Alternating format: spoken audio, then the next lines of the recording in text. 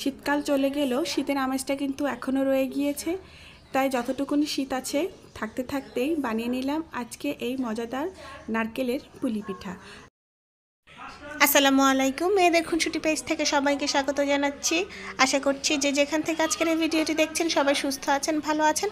আলহামদুলিল্লাহ আমরাও অনেক ভালো আছি আল্লাহর অশেষ রহমতে। পুলি পিঠা বানানোর জন্য প্রথমে একটি কড়াইতে আমি একেবারেই নারকেল কোড়া নিয়ে নিয়েছি স্বাদ মতো চিনি, কয়েক টুকরো দারচিনি, কয়েকটি এলাচ এবং একটি তেজপাতা কয়েকটি ফালি করে দিয়েছি। এবার নেড়ে চেড়ে মিশিয়ে চুলার আঁচটি ধরিয়ে আমি নারকেলের পুর তৈরি করে নেব। যখনই সাদা রং থেকে একটু বাদামি রং ধারণ করবে এবং একটু আঠালো হয়ে আসবে তখন আমি চুলা থেকে পুরটি নামিয়ে নেব। তার আগ পর্যন্ত অনবরত নেড়ে যেতে হবে যাতে করে পাতিলের তলায় লেগে না যায়। আর একবার যদি পোড়া লেগে যায় তাহলে কিন্তু খেতে ভালো লাগবে না, তেতো তেতো একটা স্বাদ আসবে। যাই হোক, অনবরত নেড়ে যাব এবং রান্না হয়ে গেলে আমি চুলা থেকে নামিয়ে নেব। অন্যদিকে একটি পাতিলে পর্যাপ্ত পরিমাণ পানি দিয়ে দিয়েছি এবং স্বাদমতো লবণ দিয়ে দিয়েছি। ভালোভাবে ফুটে উঠলে চালের আটা 2 কাপ আর ময়দা দিব 1/2 কাপ, একসাথে মিশিয়ে রুটির ডো তৈরি করে নিব। এখানে আমি বাটিতে কিছুটা গুঁড়ি নিয়েছি রুটি বেলার জন্য। এখানে আমার হাতে কিছুটা তেল নিয়েছি। এবার রুটির ডোটুকুকে ভালোভাবে হাত দিয়ে মথে নিব যাতে করে রুটিগুলো বেলার সময় অনেক বেশি সফট হয় এবং ভাজি করার পরেও নরম তুলতুলে থাকে। আর এমনিতেও এই ধরনের পিঠা তৈরি করতে গেলে ডোটুকুকে ভালোভাবে হাত দিয়ে মথে নিতে হয়, এতে করে পিঠা অনেক সুস্বাদু হয়ে থাকে।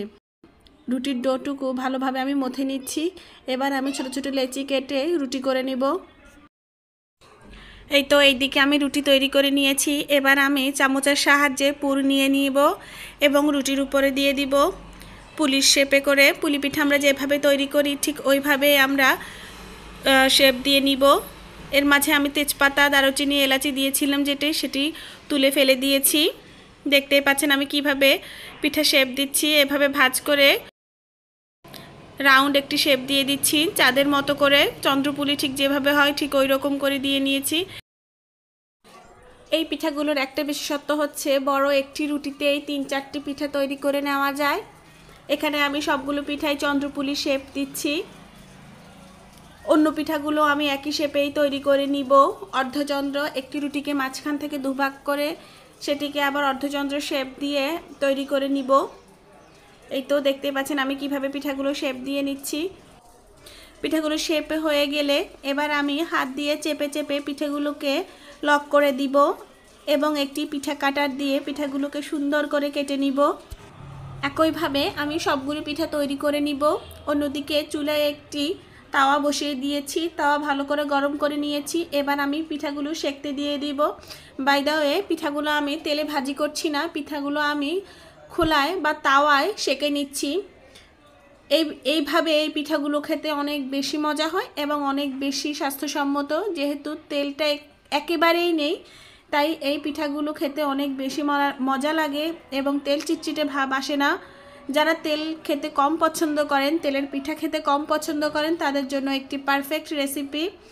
এই পিঠাটি খেতে এত বেশি মজা হয় যা বলে বোঝাবার মতো নয়। তবে এই পিঠাটি সারা বছরই খাওয়া যায়, শীতকালে একটু বেশি ভালো লাগে। এই যা পিঠাগুলোকে আমি এপিট ওপিট উল্টে পাল্টে ভালোভাবে সেঁকে নিব যাতে করে কোনো অংশ কাঁচা না থেকে যায়। এই তো এইভাবে চুলার আঁচ মিডিয়াম লোতে রেখে সবগুলো পিঠে উল্টে পাল্টে ভালোভাবে সেঁকে নিব। এই তো দেখতেই পাচ্ছেন আমি পিঠাগুলোকে সুন্দর করে সেঁকে নিচ্ছি। এভাবে সবগুলো পিঠা ভেজে নিব। এদিকে আমার সবগুলো পিঠা ভাজা হয়ে গিয়েছে। দেখতেই পাচ্ছেন পিঠাগুলো দেখতে কতটা সুন্দর হয়েছে। দেখতে যেমন সুন্দর হয়েছে পিঠাগুলো খেতেও কিন্তু ঠিক সেরকমই মজা হয়েছে। বাসায় একবার ট্রাই করে দেখতে পারেন। এই পিঠাটি আমাদের নোয়াখালীর ঐতিহ্যবাহী পিঠা। আজকের রেসিপিটি যদি আপনাদের কাছে ভালো লেগে থাকে আপনাদেরকে অনেক অনেক ধন্যবাদ। রেসিপিটি ভালো লাগলে মেয়েদের খুনসুটি পেজের পাশেই থাকবেন। খুনসুটি পেজটি ফলো করে লাইক, কমেন্ট, শেয়ার করবেন এবং ইউটিউব চ্যানেলটি সাবস্ক্রাইব করার অনুরোধ জানাচ্ছি। আজকে এতটুকুনি, নতুন আরও একটি ভিডিও নিয়ে হাজির হয়ে যাব। ধন্যবাদ। আসসালামু আলাইকুম।